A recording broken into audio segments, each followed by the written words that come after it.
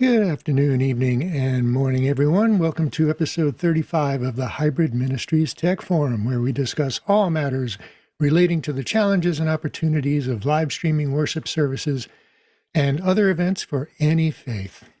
Whether congregants tune in for community, your message, or your music, the quality of your presentation and the level of engagement that you offer really determines how engaged they will be. If you're with us live, your questions and comments help to produce this show and steer the topics that we discuss. And if you're with us live on YouTube, get a portable device ready for a QR code that I'm going to put up in a moment. It'll be very helpful. There are several ways that you can engage with us and each other during the show and to contribute. The first is by asking questions. You can write them in our custom Q&A platform, which is called Mukana. And you can also comment and chat with panelists and each other also there. There's a link to Mukana in the Zoom chat tool. So go ahead and look for that and open it up. And if you're on YouTube, here is a QR code that you can scan with a tablet or a phone and bring that up on your as a second device. If you're on Zoom, you can also bring Mukana up on a second device if you want to have two screens. The second way to engage is in our Discord. That's our private, topic-driven resource and discussion platform. And on it, you'll find a wealth of information, technical and otherwise, and information on our show, upcoming and past events, links to recordings on YouTube. You can ask questions and engage with each other there on Discord, just as you would on Facebook, for instance. And I and our panelists monitor that throughout the week. If you're with us live on Zoom, you get a special treat. You can stick around after we're done and participate in our post-show, where we'll have conversation with open microphones. And if you'd like to participate on our panel, you can offer, or maybe you can offer a different perspective or experience. Just get here half an hour before the show time, and we'll check you in. So we're part of a set of other shows that are all geared towards technology and media production in one sort of another. Shows such as After Hours, the Zoom Test Kitchen, AV Tech Talks. There are some examples. The Synagogue Tech Forum, which airs on alternate Thursdays. We alternate with on Thursdays, is also our sister show. So you can tune in next Thursday at that. That airs at 3 p.m. Eastern Time, and there's a different Zoom login. You can look in Discord for that. And if you're hungry to learn for more, so just look for in Discord under related shows. You'll find all those links. On Mondays, we do an audio conversation session at 3 o'clock in the afternoon, where we mostly work on skills for mixing, listening, and editing, but we can talk about really anything that comes up. So look for details in the Discord under Monday training class. But if you have the Zoom information for this show, it's the same ID. Just tune in on Mondays at 3 p.m. Eastern Time. Next week, we're going to have a really interesting show. We are going to cover a really important topic, one that I've been wanting to cover for a long time, and that is wireless microphones, wireless in-ear monitors, and RF. So wireless microphones in general, the frequency spectrum that they use, the bands and channels, antennas, how to choose one, where to put one, and how to wire them up. So that's going to be a really, really good show. Very interesting. We're going to have a special guest, an expert who's even more expert than I am at it, and I've been doing this a long time. So tune in 2 weeks. That's not next week. That's 2 weeks. Sorry, 2 weeks from now. That'd be February 17th, I believe. Today, so as I'm talking with people and exchanging information with people and interacting on Facebook and other places about church tech, seems that a lot of people are still struggling with audio issues. So let's bring everybody up to par and try and answer those perplexing questions about sound for the room and sound for the stream and how to accomplish them and What are some of the processes that you can use? Um, we have inputs, we have input gains, we have all of the different things that are available in the signal chain that's inside a mixing console, and then power amplifiers and speakers and streaming encoders and all kinds of things. So let's get to it. You can, hopefully you're logged into Mukana. You can ask questions there. We don't use the chat tool, so in Zoom or in YouTube, so please use Mukana. All right, so this is going to be a heavy Q&A question show, so and it's going to be fairly loose and low-key and unstructured. And I see Chris Clark has a question. Let me go ahead and unmute you, Chris. I don't see the Mukana link in the Zoom chat yet. You don't? Correct. And Tom Weir says the same thing. Oh, so I did put both it up of us there. are having a hallucination. That's curious because I do see it. It was from me to everyone. It's the only entry in the chat, aside from Tom, who says there's no Mukana link here. I can put it in again. You don't see that first entry, huh? No, the first entry I see is Tom Weir. Well, that's interesting. Okay. And oh, you know why? Oh, I know why. Because I put it in before everybody else, and you'll only see what's put in after you get there. So do you see it now? Yep. All right. Very good. Thank you. Very good. I've forgotten about that. That's interesting. Okay. So there you go. So some of the things that I've been hearing people say is that the levels on their stream are all over the place. Some are loud, some are soft, and they're having a hard time to control them. And some of the advice that I'm seeing offered are put a compressor on it. And or put a compressor on it, put an expander on it, put a noise gate on it. These are not the right applications for these tools. These are not Band-Aids, they're not fix-it tools, they're not remedies, they are creative tools. And while a compressor can, within a certain range, even out audio levels, it's not an auto gain device and shouldn't be used as one because it will only cause other problems.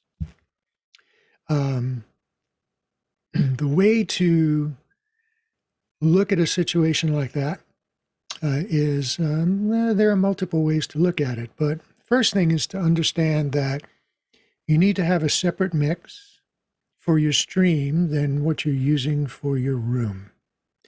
And the reason for that is because people talking at the chancel, musicians playing, generate energy in the room naturally and acoustically. And when you're amplifying that, you wouldn't amplify somebody who speaks with a loud baritone voice as much as you would amplify somebody with a much softer voice. So you're balancing in the room, you're balancing the amplified volume against the natural acoustic volume so that everybody hears kind of the same thing. But when you stream that, the person with the softer voice who you're amplifying more is going to appear louder in the stream than the person with the boomy voice who you're not amplifying. So that's if you're taking the sound from the signal from your main output, you're going to get those variations in your stream. So what you want to do is set up your mixing console with an auxiliary output or a bus output that does a separate mix that's independent from what you're doing for the room. And in that way, you can balance out all of those levels individually to your stream, and that'll be different from your room. So that's number one. Number two is gain staging. And what that is looking at, if you think about everything in the audio chain, we call it a chain because it is a series of links. And any weakness in an early link will carry through the entire chain. The first link in a mixing console is on every input channel. There's a little knob at the top of the channel called different things. Could be called gain, could be called trim, could be called preamp, could be called head amp. This is the first stage in the mixing console where the signal comes in right behind the XLR connector for a microphone or a line level even. And what that does is it sets up the level that is going to go through the entire rest of the mixing console. If it's too hot and the signal is clipping at the preamp, it will clip through the rest of the signal chain, everywhere through the console, out of the console. You won't be able to remove that noise of clipping. You have to correct the problem at its source. If the gain is too low, you might be able to compensate that by bringing up the channel fader way high, but then what you're doing is you're not only amplifying the signal, but you're amplifying the noise of the preamp, right? Because if it's down too low, the signal to noise ratio is much smaller, and so you'll be amplifying everything. So that's not a good situation either, right? So you want to have that preamp adjusted so that you get a nice strong signal that's not clipping and not too low. So that if you have a meter there, you're generally in the yellow mark, which is yellow LEDs, which is above green and below red. And you want it peaking there. And that gives you a nice strong signal that you can take into your channel. And then your fader positions will be somewhere near the 0 mark. And now you've got a good gain stage coming in and going through your channels. And from there, you're going out to your buses. However many buses you're using, the main output channel, any submix buses, you go from your inputs to your buses to your outputs. So another thing, while I'm waiting for questions, we have those buses. Those buses are different outputs, different mixes. What exactly is a bus? From Tom Ware, thank you very much. If you think about your main output and you think about your auxiliary channels, so buses are different outputs from the mixing board. So you have all your inputs on the left side, you have your mixing buses and your main outputs on the right side of most mixing boards. And every mix bus can have a different physical output from the console. Mix buses can also be combined to the main output, but let's consider them separate outputs from the board. One of those outputs is going to go to your stream, right? The main outputs is going to go to your loudspeakers. Now, when mixing music, and I just saw an example of this today, there's a church with a pretty good band, right? Lots of pieces, guitars, drums, singers. And you mix those, that will produce a certain average level. But what I mean by average level is between peaks and nothingness, right? There's a lot of space between words. So the average level of speech is pretty low, right, over time. But when you have constant music, the average level gets much higher. And so when you're mixing music and you're looking at your output levels, you want to be sure not to overdrive your outputs.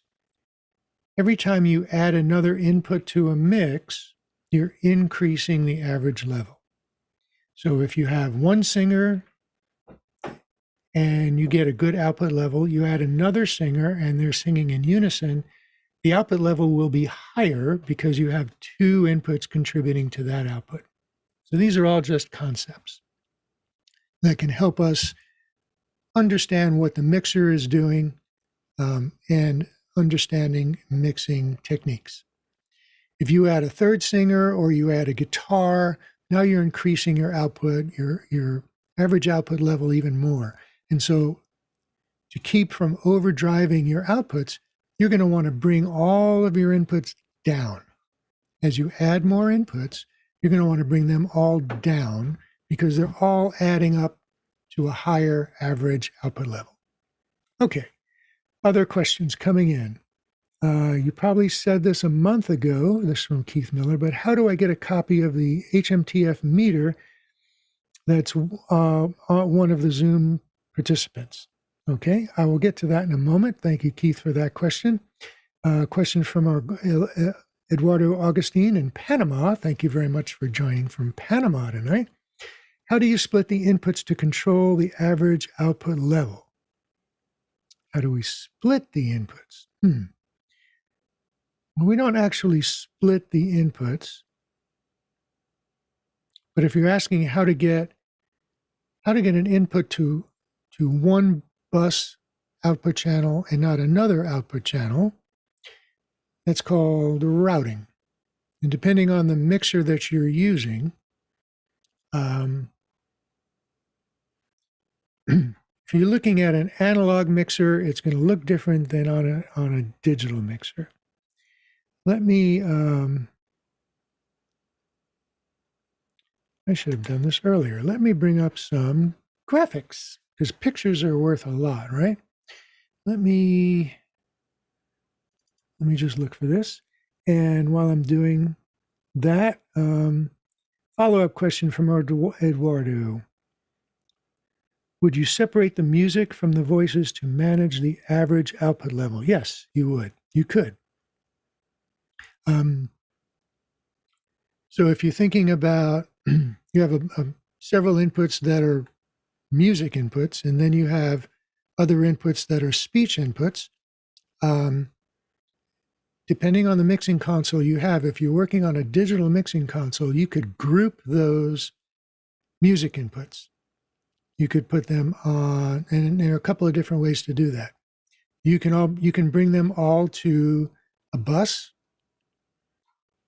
and then use a different bus for speech, and then mix those to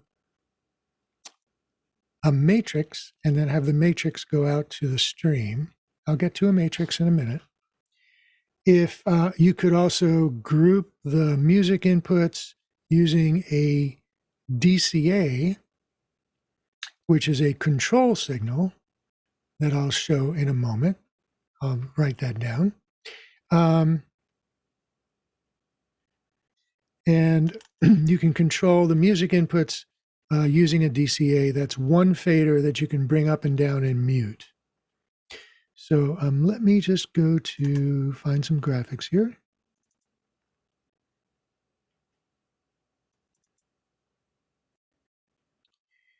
All right. So what I'm going to be looking for is a way to illustrate routing and buses and all of that.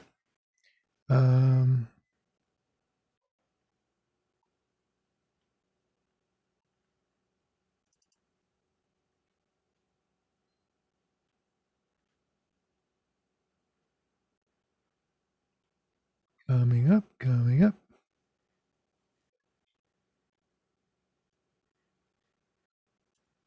Is it? Yeah, here we go. Okay, now I gotta find it in my OBS.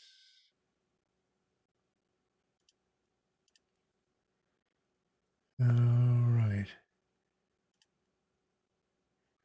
And let me see if I can make that bigger.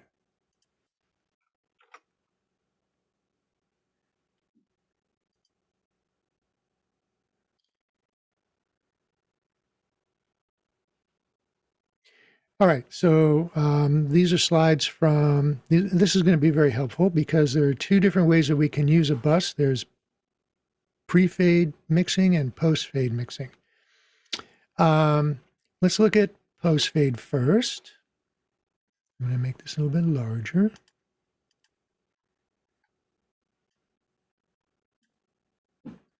All right, so here on the left, we have an input. We have an input channel, input fader. And from there, that fader can feed the main output right here and can also feed several auxiliary buses or just buses, depending on your mixing console. It could be called an aux bus or a bus. And these are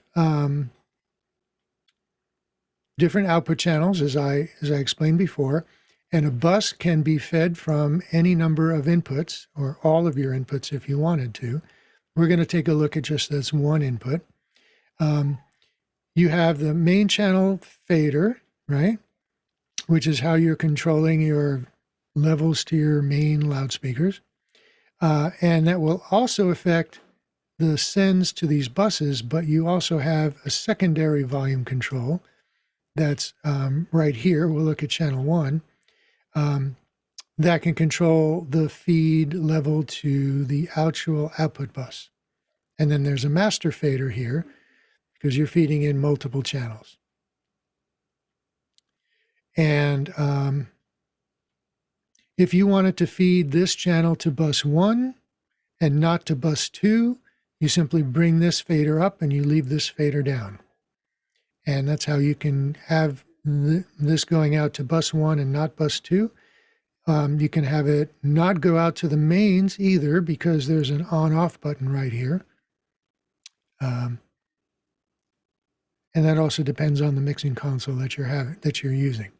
So in some consoles, you can turn off a feed to the mains from any channel, but still feed the buses. Now, if you remember, I just said that the level here on the input channel is going to affect all the levels that are going out to your buses because this is what we're calling post-fade sends, post-fader sends. But that's not often ideal because if we're doing a completely separate mix for the stream, we may have an instrument that's pretty loud on stage and we don't want to amplify it much at all. And so we're going to leave this main fader, this input channel down, but we do need to have it going out to the stream, right? So we're going to change modes and we're going to use pre-fader bus sends. So the difference here is how the signal is routed through the board. We have the same microphone, and here is our input channel, and that channel is feeding the main output for the loudspeakers. However, the microphone input is also feeding the send levels, but independently of the main fader, right? So we still have all the same controls here, but the signal is being routed a little bit differently. So you can have your channel fader anywhere you want. It's not going to affect the send level to the bus. That's completely independent, right? And in that way, you have independent control, level control over what you're sending to the main outputs, what you're sending to bus 1, what you're sending to bus 2, and on and on. All right. So that explains, hopefully, that explains a little bit more about bus sends and fader levels and bus levels. And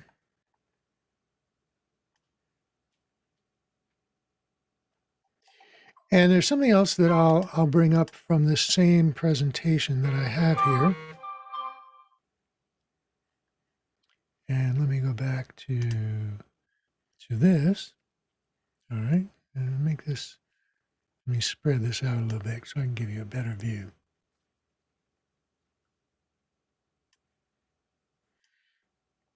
All right?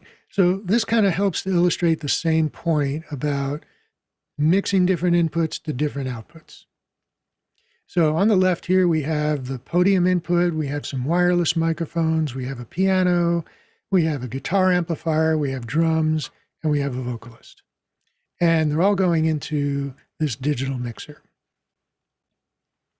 And then we have several outputs. We have the main output that's going to the main loudspeakers. We have an auxiliary bus output that's going to for stereo recording, or maybe to your overflow room, right? And then we have the bus output that's going to your streaming platform, whether it be Zoom or YouTube or Facebook or whatever else that's going into a computer. Now, we don't necessarily want to have all of these inputs going to all of these outputs. And one of the reasons that I explained before is that if we look at the main speakers, if you have a loud acoustic piano in the room, you don't need to amplify that. If you have an electric guitar with an amplifier that's loud enough on its own, you don't need to amplify that. If you have a drummer who's playing pretty loud, you don't need to amplify that. So we don't want to have those things going to the main loudspeakers.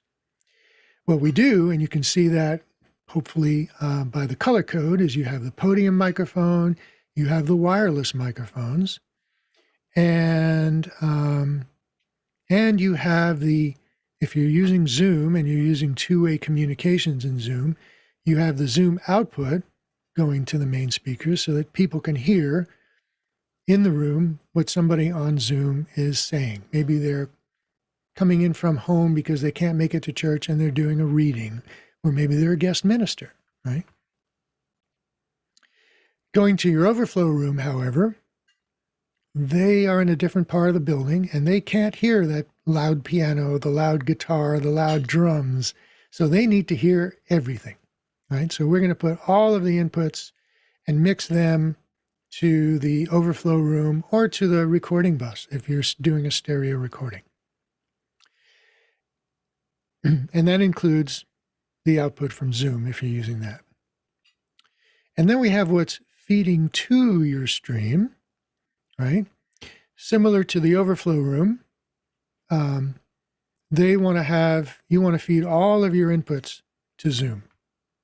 So all of your music inputs, all of your speech inputs, they all go to your streaming platform. But, especially if you're using Zoom or another two-way communication system, you don't want to take Zoom's output and feed it back to Zoom, because what do we get? Feedback, right? So, so you want to have that taken out of this mix. And, this process of not feeding some inputs to certain outputs, we refer to this as mix minus. So it's a mix minus certain inputs. So these are very good examples of that. You're doing a mix, but you're taking out certain signals for the main speakers, and you're taking out certain inputs to the Zoom feed, but you're feeding all of your inputs to the overflow room. All right. How's that? Let's look up on questions, see where we have here. Okay.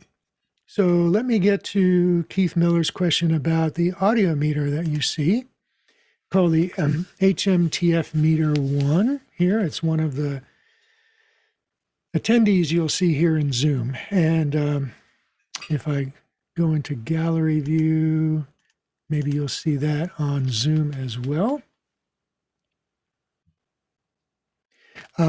So there are a variety of different types of meters that you can use. The idea, and this one is called a Julian loudness meter. There it is. Okay, it just came up on YouTube. The Julian loudness meter, and on the left you see a fairly typical audio meter, peak reading meter, and on the main body you see a histogram that shows the level over time. And where you see it just breaking into the red, that is the level my target level. And this is running on a separate machine as a client. So it is logged into the Zoom meeting just like all of you are. And so it will hear everything that comes over Zoom, whether it's me or somebody else speaking. And the idea is that if we had a panel here, and we often have a panel of 5 or 6 or 7 people, we want to make sure that all of our levels are the same and consistent so that when you hear them, you're not constantly reaching over and adjusting your playback volume from Zoom or from YouTube. We consider that a distraction and annoyance, and it's not good practice. And I'm sure everybody's had this experience in other meetings and watching other webinars and such.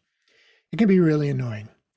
And so as a host, as a meeting producer, as a video producer, as a webcast producer, it's part of my role is to minimize distractions of the viewers and optimize your experience. And this is a really, really important one.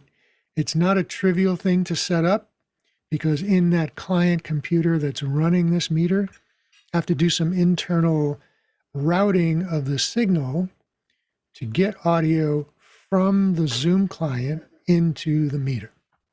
And those of you who are working on Macs are probably familiar with a virtual audio cable or loopback or something like that. On Windows, there are also virtual audio meters. There's a product called VB Audio Banana or Potato or something like that. It's a virtual mixer that you can install in your Windows computer that can move audio between applications that are running on the computer. But it's well worth the effort and the exercise to get this done and to get this working for all of your participants. And we would use this. We actually do a sound check before we go on the air, before we start the show. All of our panelists are coming on, and we're all checking our microphones. We're all checking that our microphones are clear and present and solid and not roomy, not reverberant, that our frequency response is good, that our intelligibility is good, that we're not hearing a lot of room noise. So we're doing sound checks for your benefit, basically, right? So audio is a really important component of any meeting, any webcast, because you can actually do a meeting without video. It's called a podcast, it's called radio, but you can't do one with video and poor or no audio, right? That's called technical difficulties, folks. We'll be back in a few minutes. So I can't stress that. More importantly, that audio is is even more important than video. All right. So it's important to get that right. It's not that video is unimportant, because we want to have good lighting, we want to have a good camera, we want to make sure that our images are clear, we want to make sure that our backgrounds are not brighter than we are, because our natural tendency is for the eye to focus on the brightest part of the scene. So I'm sure we've all seen somebody that's sitting in front of a brightly lit window back here, or they have a room light on or their ceiling light on, and it's just this bright white spot and you can't not ignore it. And so we want to avoid that. So it's all about image composition. It's about contrast ratio. It's about good lighting. It's about color balance. We don't want to appear green or purple, right? So this is all part of producing a meeting or a webcast. And we do this in the sanctuary. We do this at our desktops. We do this all over. And I'm in the process of changing up my background. My display wall over here is probably going to be the same, but I'm going to do something else with this part of the room here. Okay, so any other questions that have come up? All right, so nothing else that I see. All right, so, okay, here we go. Eduardo would like to know if this can be done with an analog mixer. Okay, which part of it, Eduardo? If you're asking about the routing and the busing, yes, it can be done. It's not as easy. Well, actually, it can be easy. With an analog mixer, let me find an image of an analog mixer. I can do that.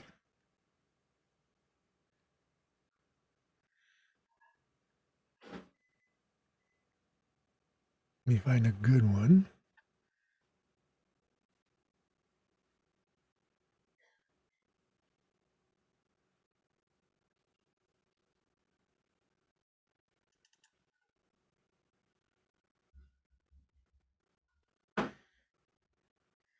Yep.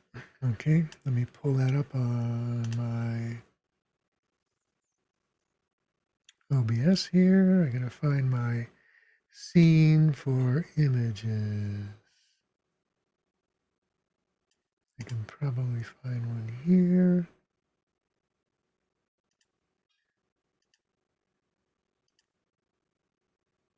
No, not that one.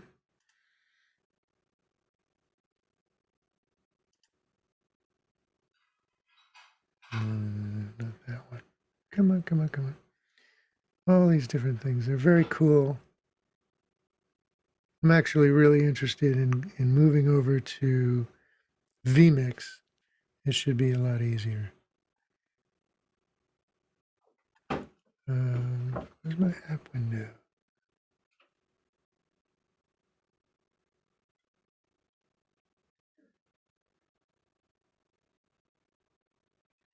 Oh, I will just pick something here.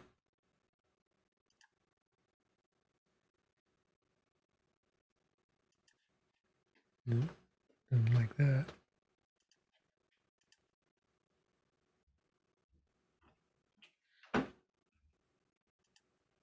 Okay, here we go.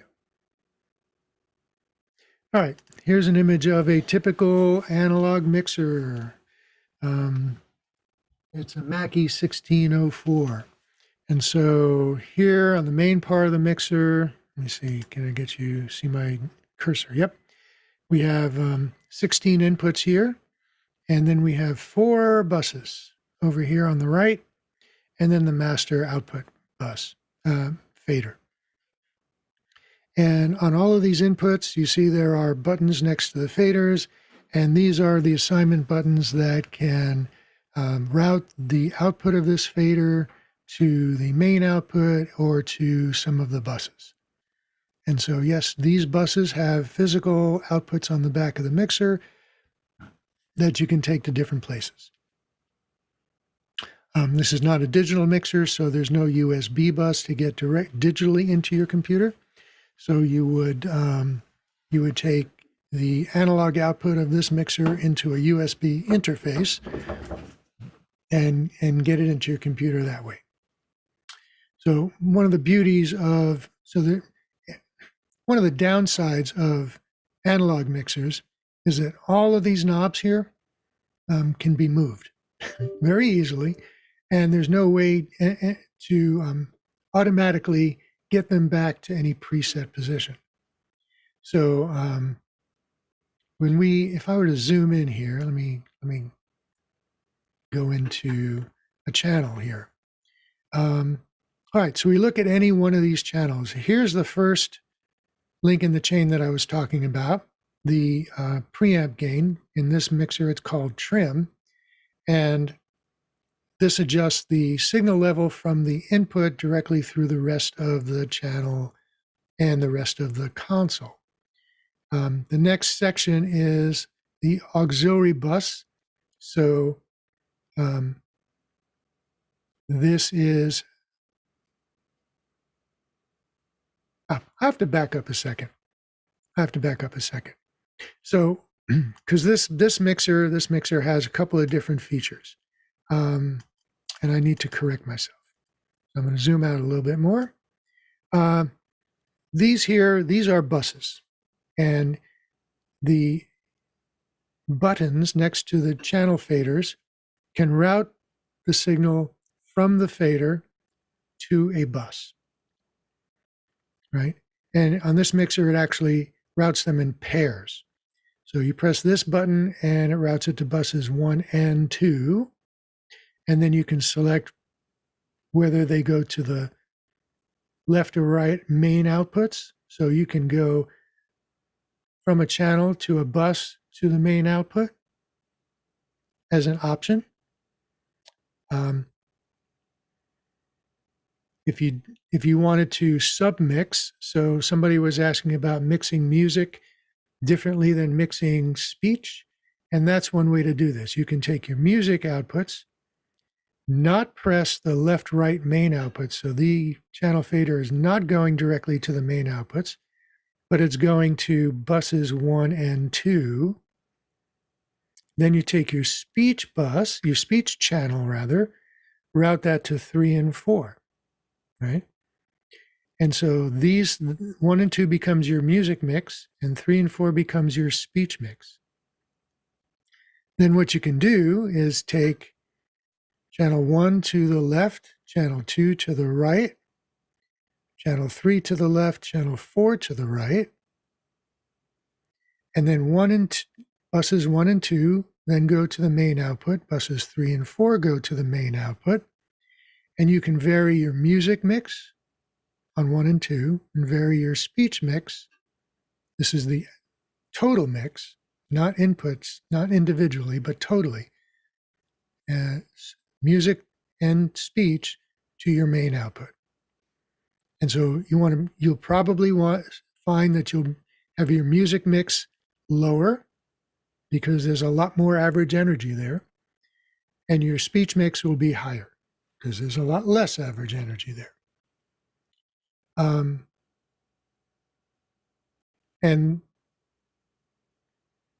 But this main output, now remember, is for your loudspeakers. All right. So these are called mix buses. Now I want to direct our attention back up to the channel faders, to these auxiliaries. This is a different set of buses, right? Not related to this 1 to 4 here. The masters for these are here, 1 and 2. So this row goes to this master fader. These go to this master fader, right? On this board,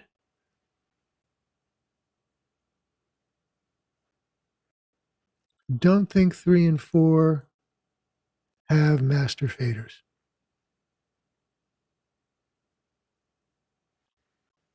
All right, so you can do individual mixing to aux bus 1 and 2. So you can do, if you're doing stereo, you can bring your stereo fader up on 1 and your left channel fader up on aux 1, your right channel faders up on aux 2, do a stereo mix where 1 would be left, 2 would be right. These have physical outputs on the back of the mixer, and you can take that to your interface going out to your stream.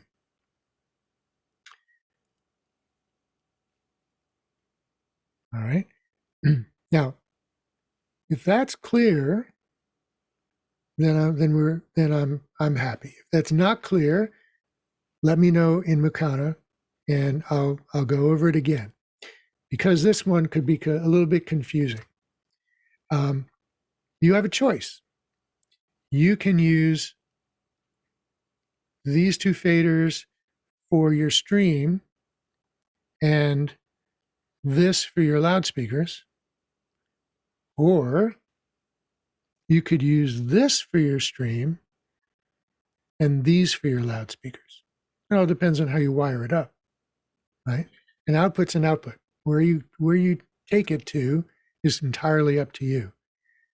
It's a matter of convenience. It's a matter of how you want to work. It's a matter of your workflow. If you want to do that split music and speech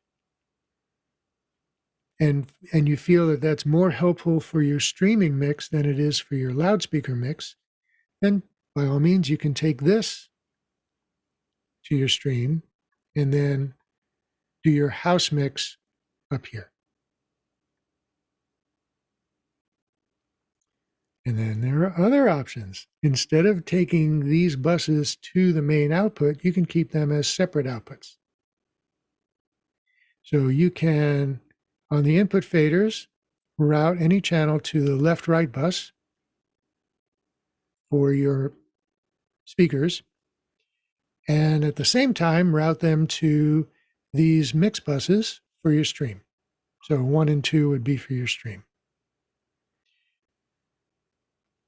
It's a very flexible board, very flexible routing. And so it gives you options, and options are always nice. So those are some of the ways that you can accomplish some of these things with an analog mixing board. With a digital mixing board, you have even more options. I will show you. Let's see if there are any questions here. Let me go look at questions first before I move on. All right. Eduardo, bus and channels and routing with an analog mixer. Okay. Yes.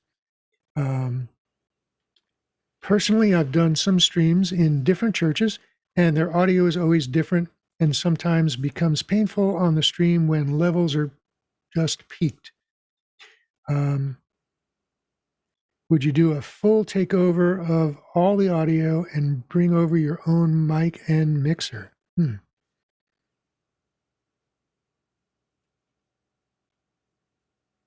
So if you wanted to set up 2 mixers in the house, one for mixing for the loudspeakers and one for mixing for the stream, yes, you can do that. And actually, the ideal is to take that mixer that's going for the stream, take it outside of the sanctuary, put it in a different room. And the reason we want to do that is because you're mixing for the stream, that's the only thing you want to hear, right? If you're mixing in the sanctuary, and particularly if you've got loud music going on, and even if you're wearing headphones, they don't have enough isolation, especially in bass frequencies, for you to really identify what you're hearing, whether it's coming from your headphones or coming from the room. I've personally experienced that. So you want to isolate yourself as much as you can so that you're hearing exactly what people at home are hearing. And that way you're doing a totally separate mix. You're hearing your streaming mix and nothing else. And that is the best control that you can get over it. If you have to operate in the sanctuary, yeah, you can do that. Just make sure you have a really good pair of headphones that give you good isolation around the outside of your ears, fits nice and tightly so that you're not getting any leakage from room sound into your headphones. And there are a number of ways to connect 2 different mixing consoles together. With digital mixing consoles, most of them are pretty easy to connect together. And how you do that would depend on the console. With an X32 console, you can link them together and share all of the inputs from one console, see them all on another console. And that's not atypical of most digital mixers. With an analog mixer, it's a lot more complicated to do that.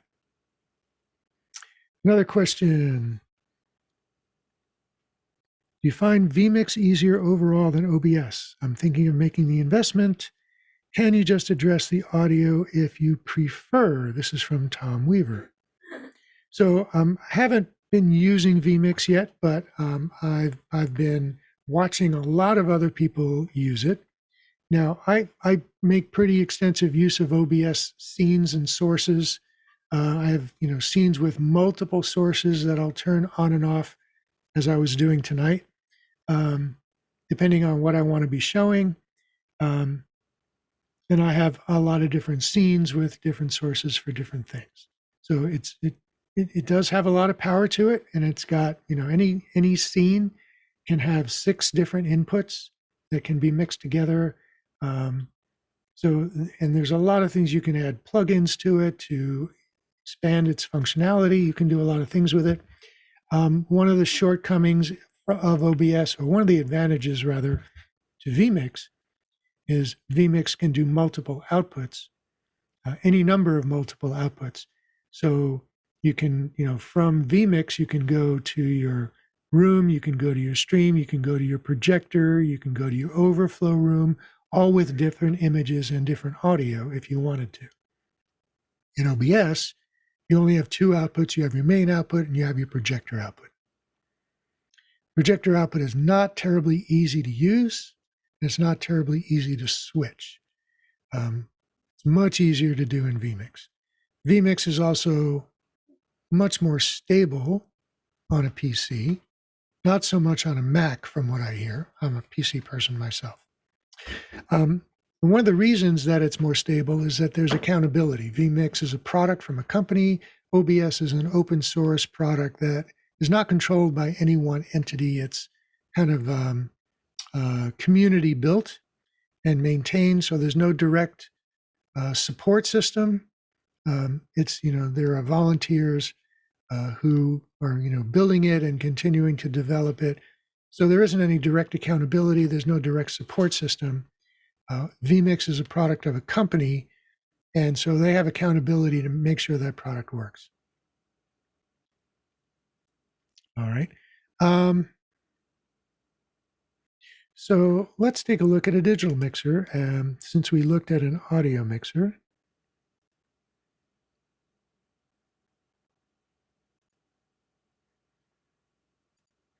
All right, so this is a Behringer XR18. It's what I use for a USB audio interface.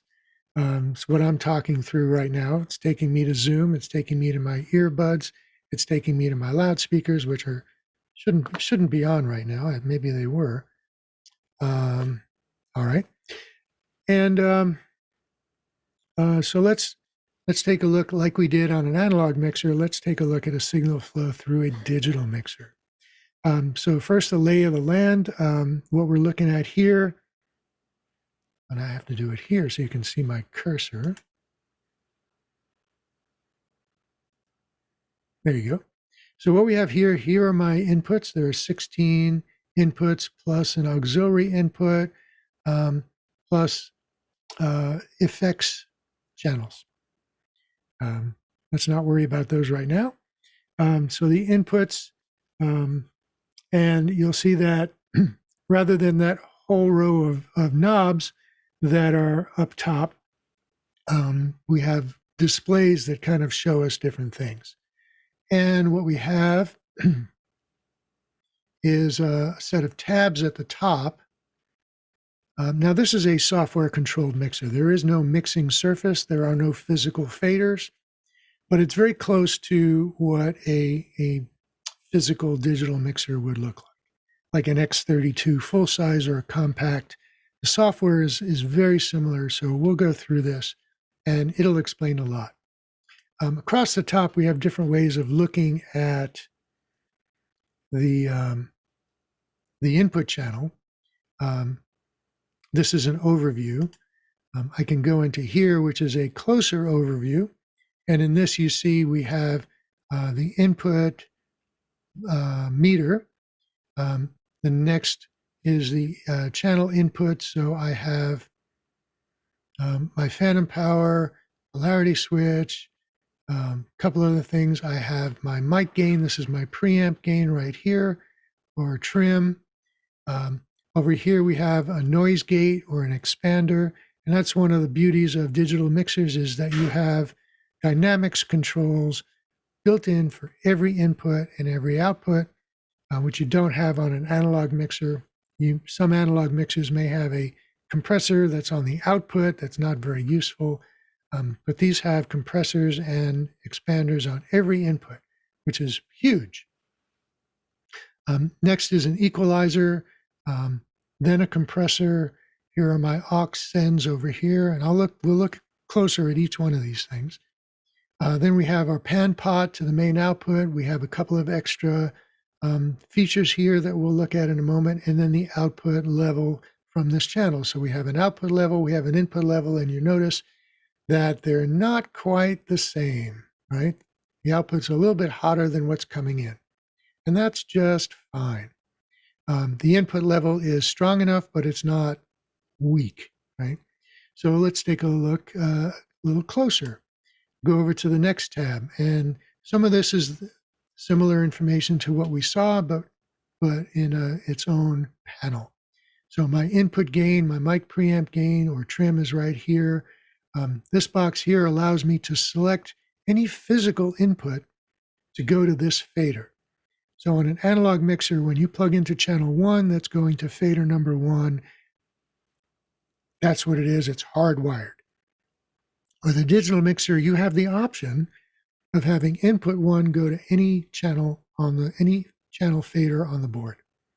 And that can come in handy if you want to move things around, for instance. You know, you have you have guitar 1 on channel 2, and then you have other things, you know, vocals and stuff, 3, 4, 5, and 6, and then somebody with another guitar comes on, and you have to plug them into input 8. But you really want to have the two guitars on faders that are next to each other. Well, this allows you to move things around without unplugging and replugging on the back panel. So that's a nice feature.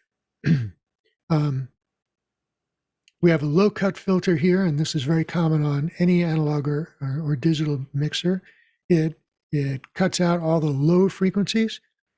Excuse me a second while I cough.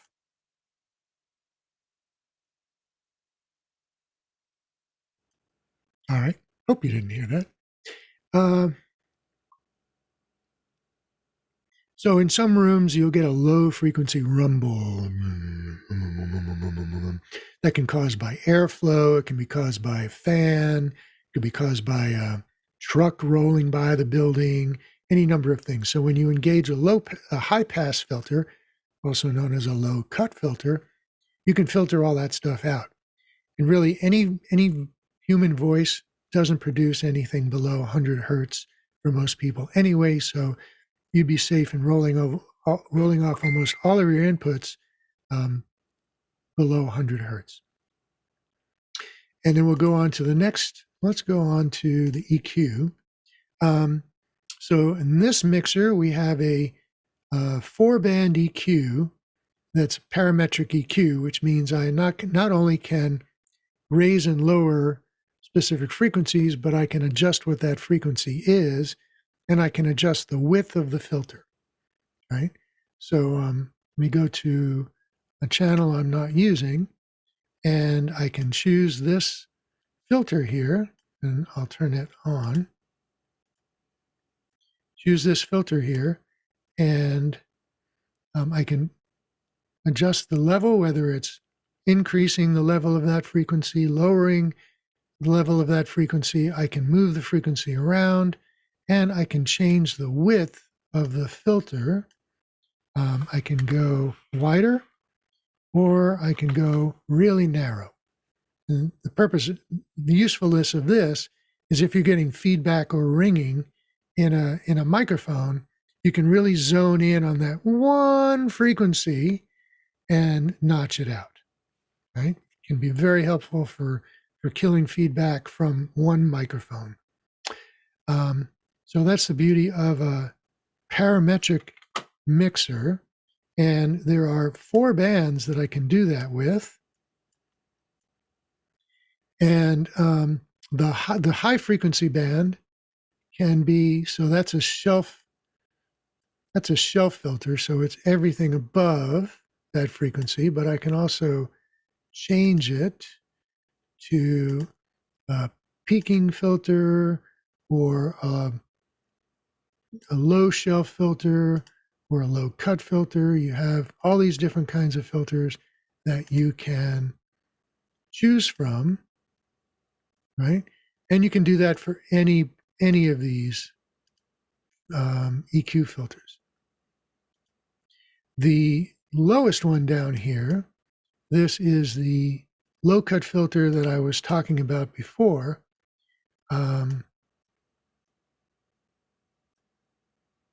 When I engage it, so let me flatten all of these out. In fact, there's a button over here somewhere that should be reset right here. And I'll take all of those and flatten them out.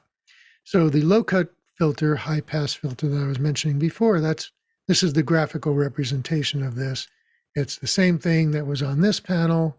As I move this here, I'll move this up, and we go back to the EQ. You see now it's way up here. So it's the same thing accessible from two different places. And on the microphone that I'm using, you see I have it adjusted at 61 Hertz. I could bring it higher, but my voice has certain quality, depth quality to it that I think is pleasing. I don't know, you may think otherwise. If I bring it up higher, I can certainly do that. And I'll bring it up to 140. And you might hear, depending on what you're listening to, you might hear my voice thin out a little bit, right? So sometimes that's desirable. Sometimes the lower frequencies of a voice just makes it muddy and doesn't do anything to add intelligibility. And so it's a nice feature to have control over because it can help clear up things and improve the intelligibility of certain voices. So that is our equalizer. The next stage we'll go to is the compressor. Compressors are really, really useful tools, both creatively and they can help fix some issues. What a compressor does is it looks at the highest volume portion of the signal. So the loudest part of my speech, so T's and S's and transients, where I may emphasize, right? It looks at the loudest part and you can set a limit to how loud that can actually be, right? So what a compressor has in it are several controls. The first control is the threshold. This is the level at which the compressor will start to work on the signal. And right up here, you can see sort of a graphical representation. And this part right here where it starts to bend, and I can make that look even sharper right there. That is the threshold level. And let me look, it's 26. As I change it, you'll see the threshold level goes up and down in the graph. Put it back where it was. And the next control is the ratio. So when we think about, and you can look at the image up here as I talk about this, the ratio is the level change, the ratio of output versus input above the threshold. So we say that at minus 26, the compressor is going to start to work. As the signal level gets higher than minus 26, for every X number of dBs above the threshold, the output will be some lower ratio of that. So let's take a ratio of 1 to 1, right? For every 1 dB above the threshold that the signal goes, the output will be 1 dB higher. So at a 1 to 1 ratio, if the input signal goes to, and we're talking about negative signals, so at a minus 26 a threshold, 4 dB higher is minus 22. Let's go 6 dB higher will be minus 20. If the signal goes up to minus 20, which is 6 dB above the threshold, at a 1 to 1 ratio, the output will be 6 dB higher as well. If we have a 2 to 1 ratio, if the signal goes 6 dB above the threshold, the output will be only 3 dB above the threshold. So 2 to 1, 6 dB on the input, 3 dB on the output. If the input goes 2 dB above the threshold, the output will only be 1 dB higher, right? At a 3 to 1 ratio, with a 6 dB above the threshold input signal, the output will be 2 dB, so 3 to 1, right? You can go all the way up to 10 to 1 or higher. With a 10 to 1 ratio, the input signal would have to be 10 dB above the threshold to get a 1 dB higher output level. At that point, we refer to it as limiting, right? That's the difference between a compressor and a limiter. A limiter is a severe compressor, right? Any questions so far? All right.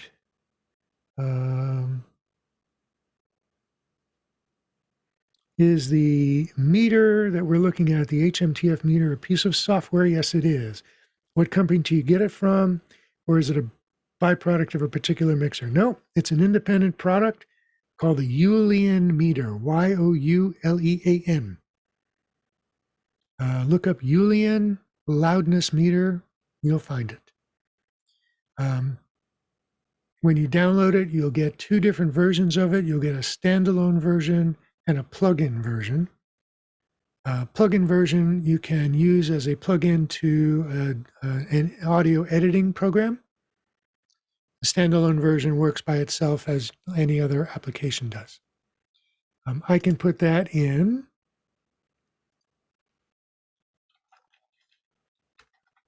Mukana's chat function. There you go.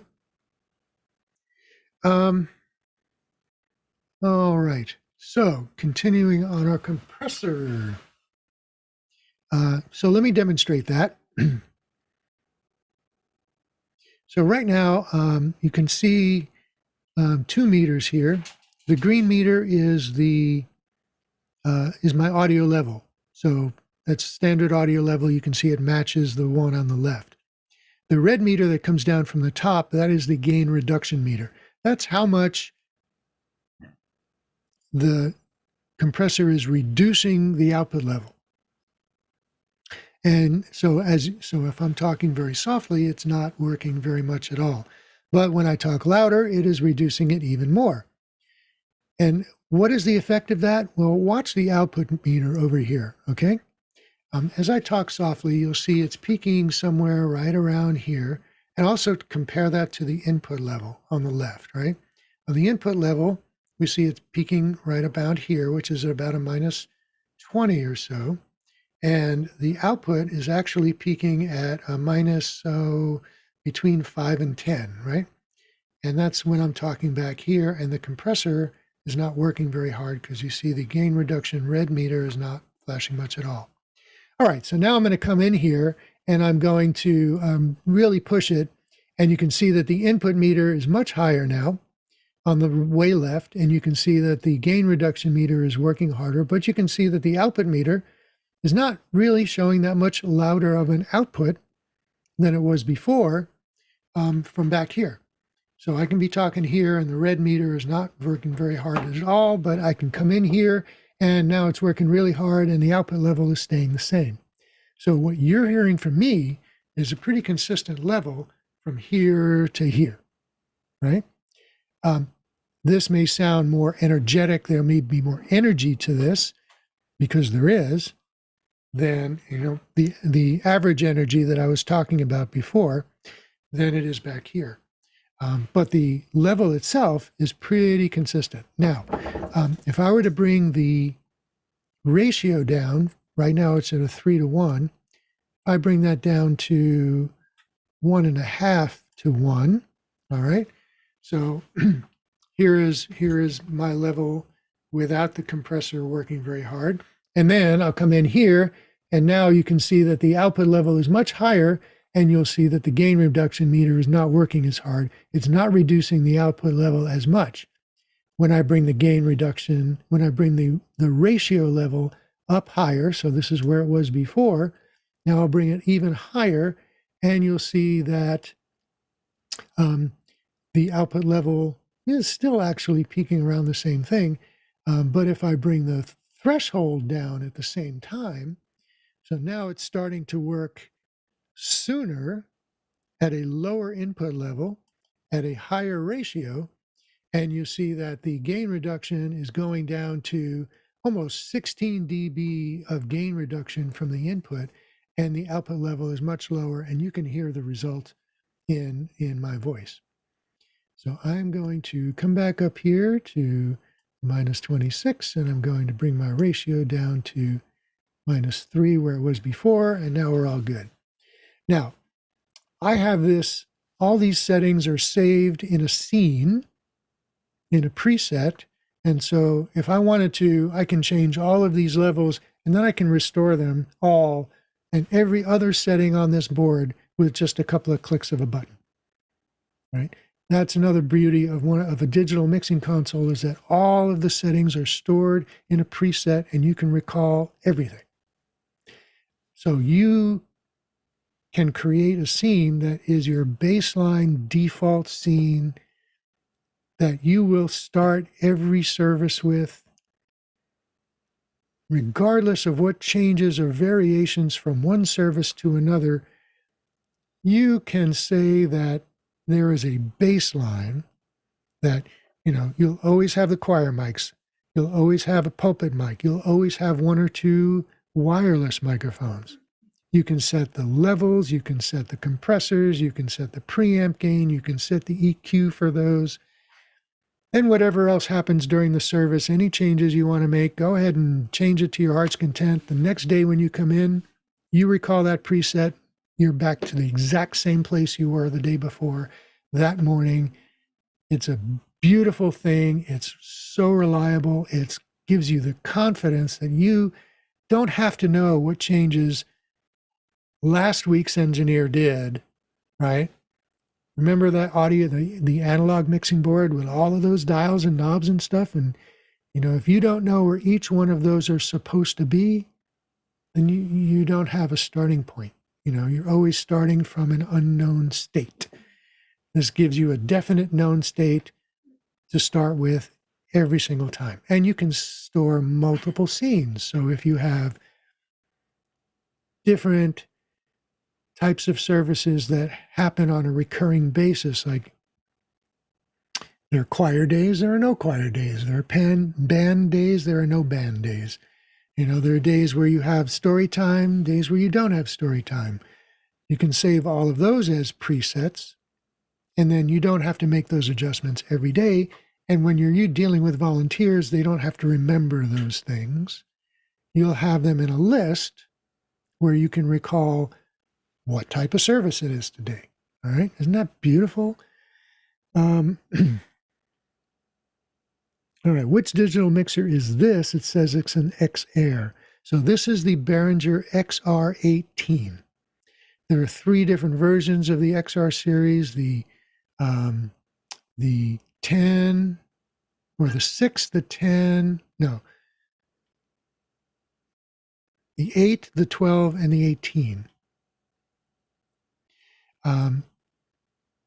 Major difference being the number of inputs, but the most significant difference is that the XR18 has a USB port on it that connects directly to your computer, and all of these input channels and all of your output channels are carried over that USB port separately to your computer, so that you can do a multi-track recording, or on your streaming console, you can select which inputs and which outputs you want to use for streaming or for anything else, so that you don't have to take an analog output from the mixer, go through a USB interface, and then into your computer. This is a USB interface. The X32 full-size console works the same way. The smaller versions of the XR don't do that. They have USB ports on them, but they're only for a thumb drive, and they only record in stereo. So the XR18 is the one to get. It's worth the extra money. Not an expensive thing to begin with. I know there are several people here. Henry from Texas uses it. Henry Gibbons. He's very happy with it. And so that's what this is. The X32 is, operates very similarly. The software almost looks exactly the same. It's just got more stuff on it. It's got more inputs, got more outputs, a few different features. So if you need more than 16 inputs, you move up to the bigger X32s. All right, so I've pretty much gone through a compressor. There are some additional things here that aren't critical, but I do want to move on to the next one, which is the noise gate or expander. So we have compressor and limiter, right? Where limiting being severe form of compression. Noise gating and expanding is kind of the same thing, but in the reverse. So where a compressor does gain reduction from the top down, from the highest level down, an expander does gain reduction from the bottom down. What do I mean by that? In my particular space right here, I'm in a big room. My HVAC system, has a return that's right on the other side of the wall. I can hear it running when it runs. I have 3 computers under my desk. One of them has a fairly loud fan. And so if I were to just have my mic just generally open, you'd hear a lot of room noise. Zoom's noise reduction helps a lot with that. Actually, let me turn that off right now. So I'm turning original sound on, and I'm going to turn my noise gate off. And listen, see if you can hear a difference in the noise floor.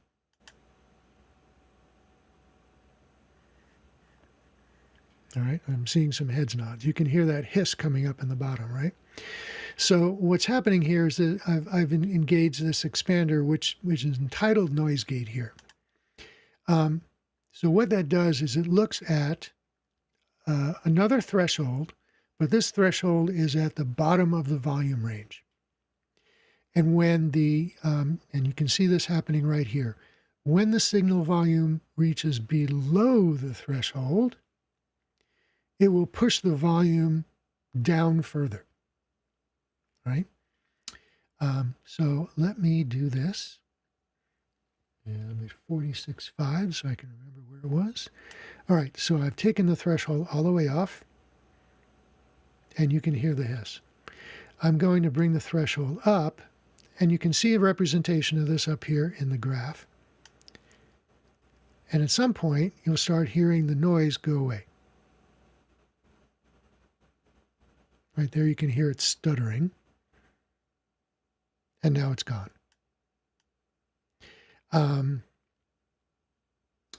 And I can do that by ratios. There's a range and a ratio as well. The range is, well, the ratio is very similar. So you have, where is it? Here it is. 4-to-1, 3-to-1, 2-to-1. And so below the threshold, how much of a push down in terms of a scale or a ratio to reduce the level. The range sets a maximum. So regardless of the ratio, the level will not go down further than 21 dB below the threshold. And that's useful because sometimes you don't want to turn the volume all the way down and make it go silent. Sometimes you just want to reduce the noise a little bit. Let's take a guitar amplifier. A lot of us have heard guitar amplifiers that when the player's not playing, there's a hum, right? Or some kind of noise. And so you want to reduce that when they're not playing. So let's say there's a lead part or a vocal part, and in this part of the song, they're not playing. But you don't want to have that hum or noise from the amplifier coming through. And so you can set up an expander with a gentle 2-to-1 or 3-to-1 ratio and a gain reduction range of 6 dB is all you need, 6 dB. let me demonstrate that here.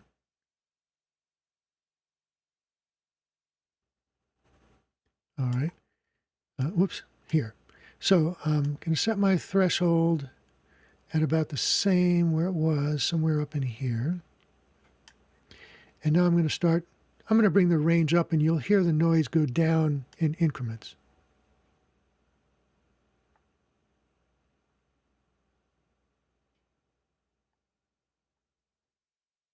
And there it's gone.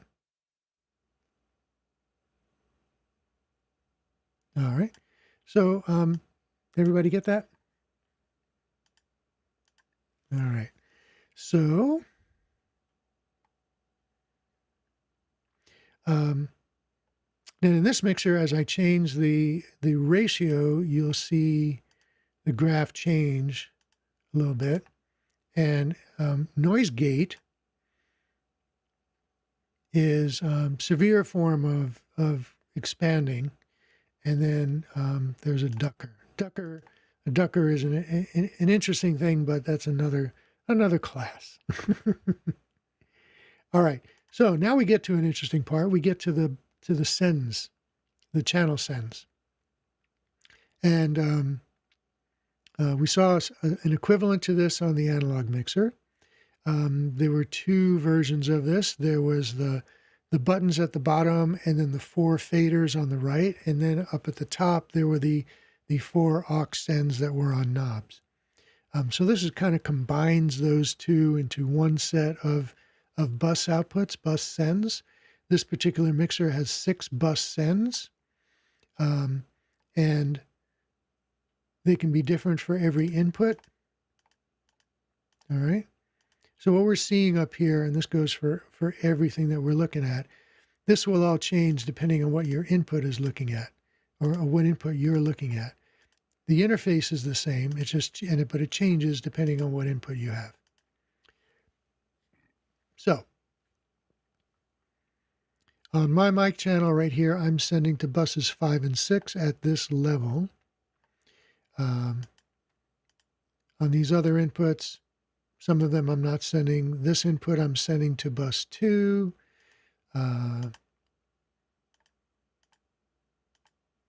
This input I'm sending to bus 1. Some of these inputs, some of these buses can be paired for stereo, and that's what this is up here. So this is panned to the right. Let's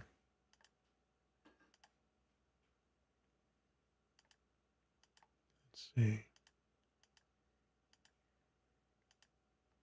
Yep. So if you wanted to set up a stereo pair, you can do that. And whenever you make a change, you're changing that to both buses at the same time because they're paired together. You don't have to do left and then right separately. And then on the right side here, so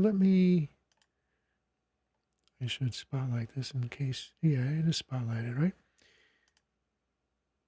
I need to bring up speaker view for everybody on YouTube. Sorry about that.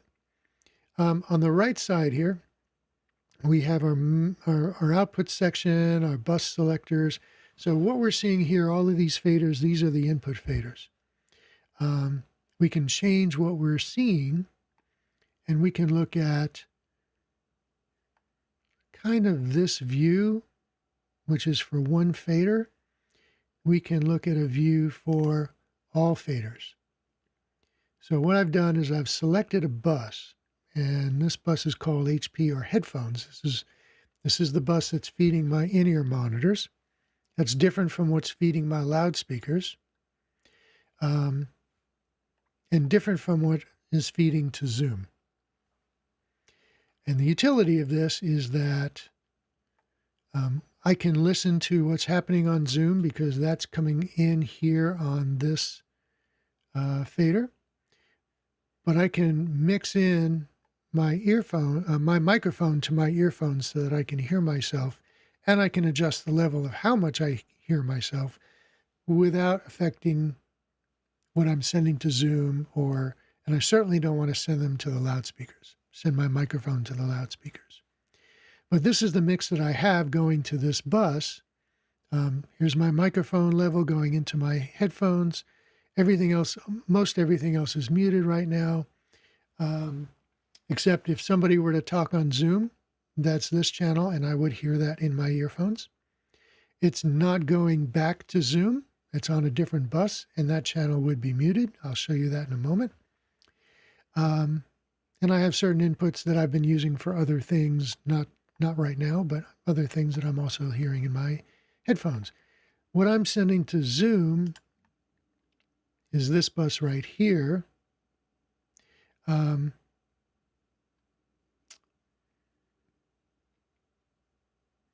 right. Yeah, that's right. But you see my microphone is not brought up.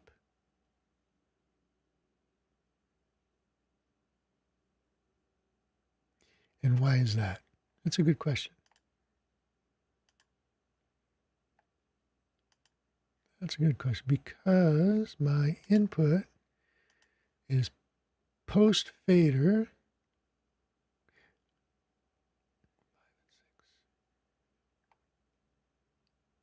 Ooh, interesting.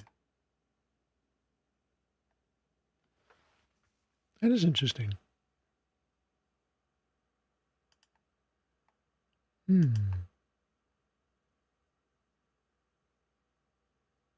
I'll have to take a look at that. I think the board, the mixer is not really set up the way it should be. Curious. Okay. Yeah, I was doing some other things, playing with some things and doing some experimentation, and I may have changed things. But typically, buses 3 and 4 here is what I would be sending to Zoom, and so my microphone would be up. And but the audio coming from Zoom is not up because I don't want to send Zoom back to itself. You would hear all kinds of feedback. All right. Curious. Let's see. Tell me if my microphone goes away here. Hello, hello, hello, hello. 1, 2, 3, 4. Are you hearing me at all? You are? Interesting. All right. Wow. You are hearing me. Okay. Curious.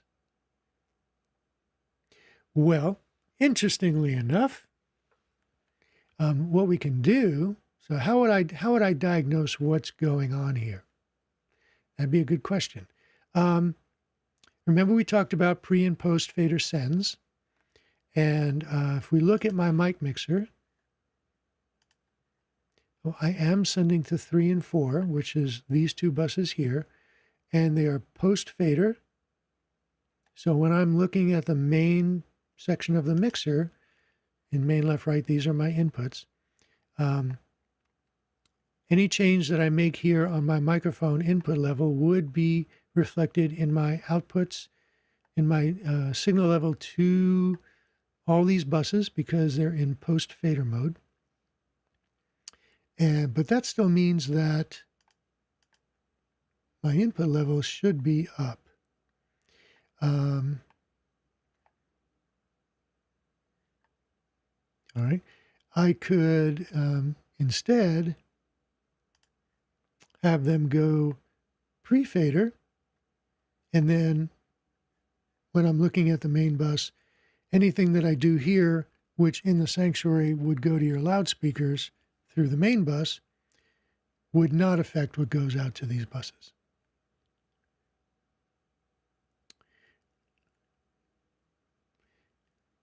All right, and then there's a whole section here about routing inputs and outputs and such. Don't think I want to get into that tonight because it's already at 8:30. Let's take a look for questions.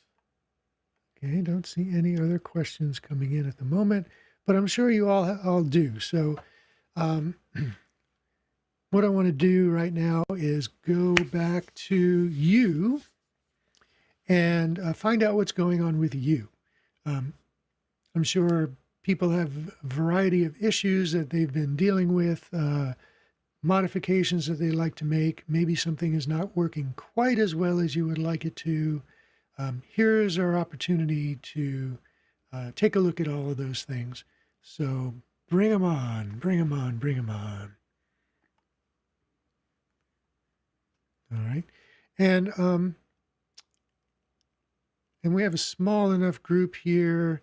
If you have a question, raise your digital hand. If you want to ask it verbally, ask it in Mukana.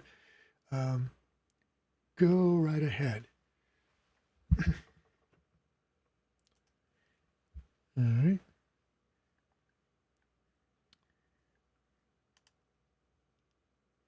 Okay. What happened to, there it is. Okay. All right. Otherwise, I can just keep rambling on. Okay, here's a question from Eduardo in Panama. I'm considering getting a portable mixer. How small should I start? Currently using a Scarlett 2i2, but it's not a mixer. That's correct. It's not a mixer. It's an audio interface. How small should you start? Well, when I'm looking at choosing a mixer, the first question I want to ask is, how many inputs will I ever need? Right?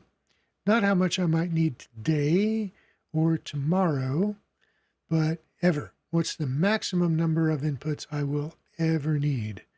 Because the last thing I want to do is buy something like that according to my circumstances today, and then next week I'll need a bigger mixer. Right? So, of course, within the limits of our budget and ability to transport it, if it's got to be transported.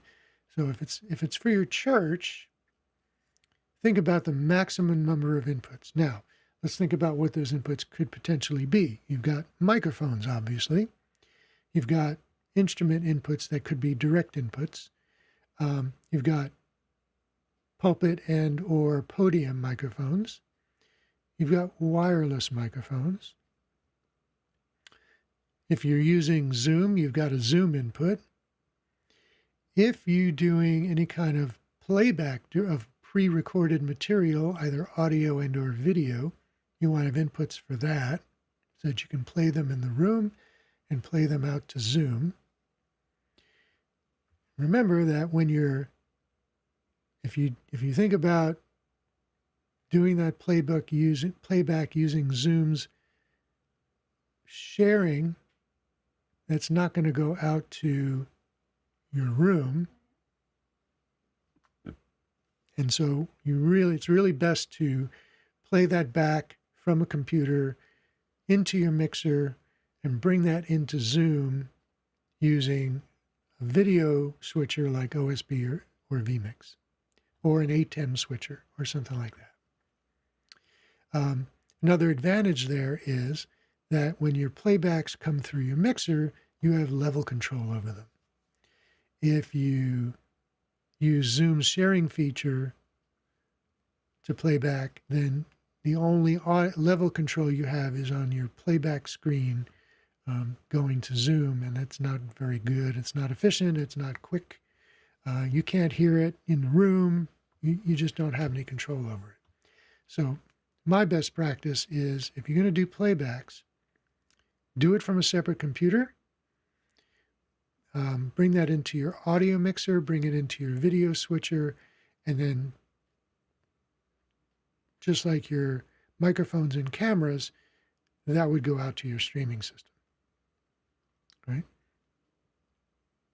So in terms of the size of the mixer, you want to look at the number of inputs and the number of outputs to make sure you have enough outputs.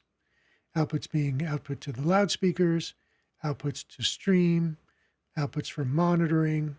In larger churches, you may have floor monitors for your musicians. You want to make sure you have outputs for those. If you have an overflow room, you want to make sure you have an output for that. Yeah. You want to count up all your inputs and outputs and make sure that you're buying a mixer that's going to accommodate that. And then I would advocate for adding at least 20% to that estimate or that count that you have, just to allow for future growth. Because a mixer that's 20% bigger than the one that you have the numbers for, maybe 20%, maybe 20% more expensive. But if you have to replace that mixer, it's going to be a lot more money. The adage that we use is buy once, cry once, instead of crying twice, buying twice and crying twice. All right. What else is going on with everybody? Buy once, cry once. That's right.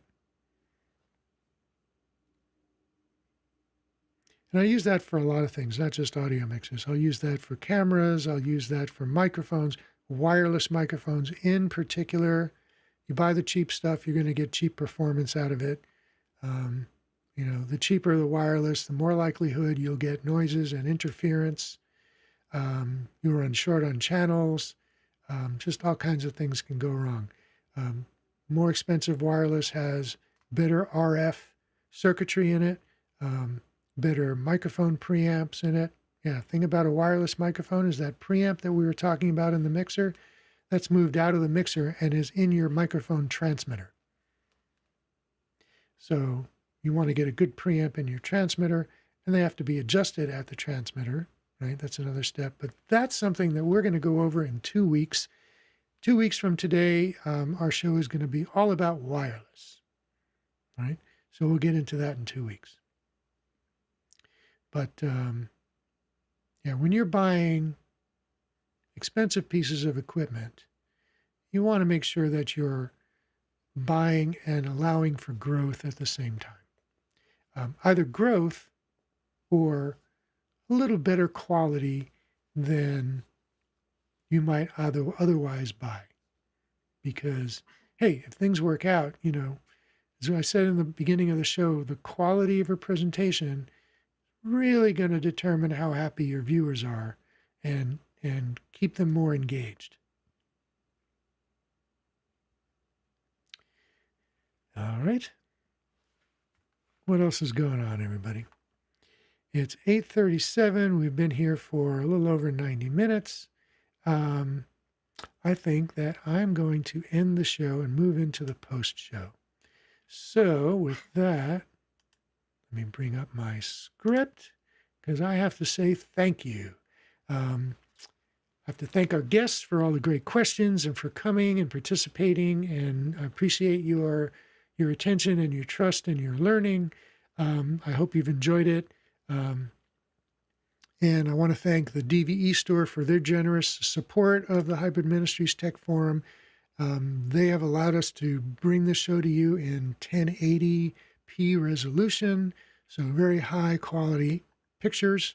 And I want to thank the Office Hours crew for use of Discord, which is a custom product that they built themselves, and that is getting very, very popular. It's very customizable, used for lots of things. It's being used in some very high quality public events. So I want to thank them for that use of that. And once again, 3 years ago, none of us were doing anything like this, right?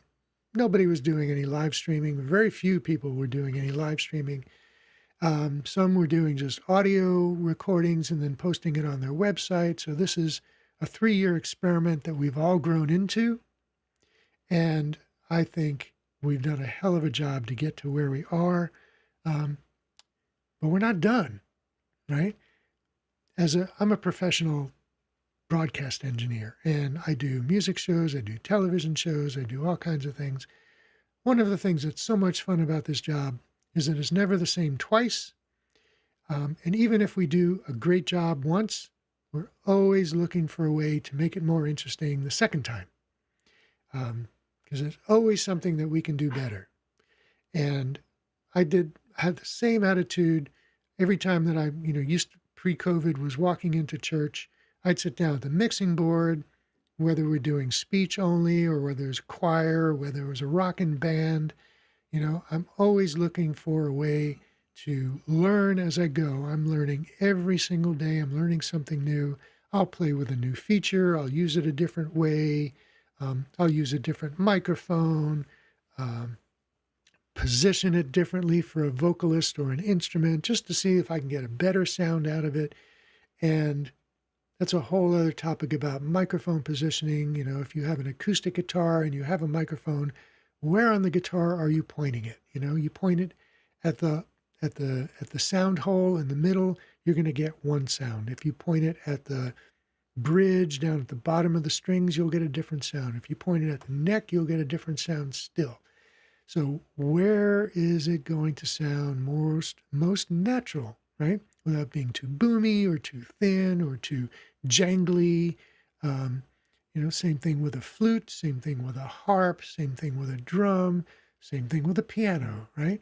The microphone that you use, where you point it, and how far it is from the instrument are all going to change the sound. The ideal is that what you're producing over your stream, what you're producing over your loudspeakers, is a true representation of the sound without a microphone. That's the goal, right? That's what we want to accomplish. And all of that takes experimentation. So we're always learning something new. We're always experimenting. So, we all continue to evolve. So we will see you in 2 weeks. Our service continues. Thank you very much.